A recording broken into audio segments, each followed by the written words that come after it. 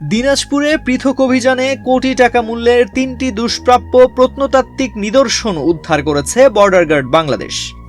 উদ্ধার হওয়া প্রত্নবস্তুর মধ্যে রয়েছে একটি কোষ্টি পাথরের শিবলিঙ্গ, একটি কোষ্টি পাথরের বিষ্ণু মূর্তি এবং একটি বেলে পাথরের মনসা মূর্তি। ৬ জুলাই সোমবার সকালে দিনাজপুর বিজিবির পাঠানো এক সংবাদ বিজ্ঞপ্তিতে এ তথ্য জানানো হয়।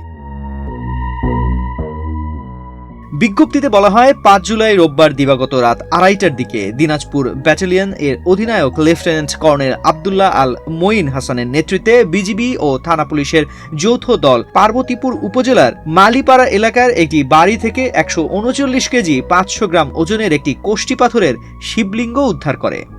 একই দিন ভোর ৫টার দিকে কাহারোল উপজেলার ইসাইল এলাকায় পৃথক অভিযানে ১৩ কেজি ওজনের একটি কোষ্টি পাথরের বিষ্ণু মূর্তি এবং ৯ কেজি ১০০ গ্রাম ওজনের একটি মূল্যবান বেলে পাথরের মনসা মূর্তি উদ্ধার করা হয়।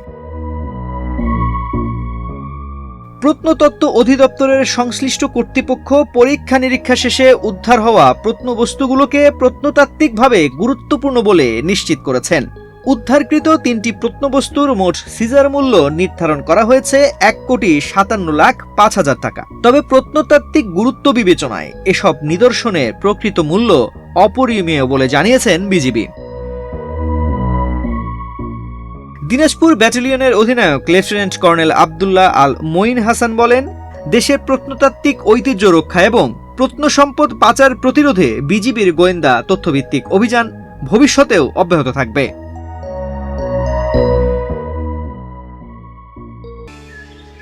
জায়গা কেনার পর কোনোদিন ভাবিনি বাড়ি দেখে যেতে পারবো। বাবা, তুমি করেছো জমি আর আমি করলাম বাড়ি। এখন থাকবে তোমার নাতি। বসুন্ধরা সিমেন্টের দৃঢ় গাঁথুনি গড়েছে ৩ প্রজন্মের এক ঠিকানা।